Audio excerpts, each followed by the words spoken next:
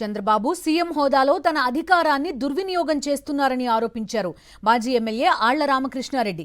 Amaravati inner ring road కుంభకోణం కేసు మూసివేతపై న్యాయ పోరాటం చేస్తామన్నారు. ఈ కేసుకు సంబంధించిన ఆర్సీఎస్ ప్రొసీడింగ్స్ నిన్న రాత్రే తమకు అందాయని తెలిపారు. ఆ కాపీలో ఏముందో పరిశీలించేందుకు సమయం పడుతుందన్నారు. ఈ కేసులో ప్రొటెక్షన్ పిటిషన్ దాఖలు చేసేందుకు కోర్టును సమయం కోరామన్నారు. తమ అభ్యర్థనతో మార్చి 13 వరకు గడువిచ్చినట్టు చెప్పారు రామకృష్ణారెడ్డి. ఈ కేసులో ఆళ్ల రామకృష్ణారెడ్డి తరపున ఏసీబీ కోర్టులో న్యాయవాది జడ శ్రవణ్ కుమార్ వాదనలు వినిపించారు.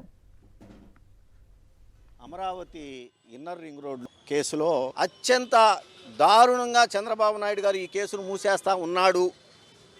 ఎక్కడ ఏ స్థాయిలో ఎవరెవరు ఎంత అవినీతి చేశారు, ఎవరెవరు లబ్ధి పొందారు అనేది చాలా స్పష్టంగా 500-600 పేజీల ప్రత్యక్ష ఆధారాలతోటి మరి ఆ రోజుల సిఐడి వారు 2024లో ఇదే గౌరవ ఏసీబీ కోర్టు వారికి ఛార్జ్షీట్ రూపంలో సమర్పించడం జరిగింది. అలా సమర్పించినప్పుడు 1-2 టెక్నికల్ కారణాలను చూపించి ఏసీబీ న్యాయస్థానం వారు దాన్ని రిటర్న్ చేయడం జరిగింది. ఇప్పుడు నాకు కావాల్సింది 2024వ సంవత్సరంలో అప్పటి సిఐడి ఏదైతే మరి ఛార్జ్షీట్ వేసిందో ఆ ఫైనల్ రిపోర్ట్ కావాలి.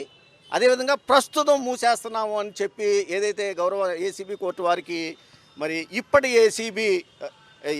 సిఐడి దాఖలు చేసిందో ఆ రిపోర్ట్ కావాలి.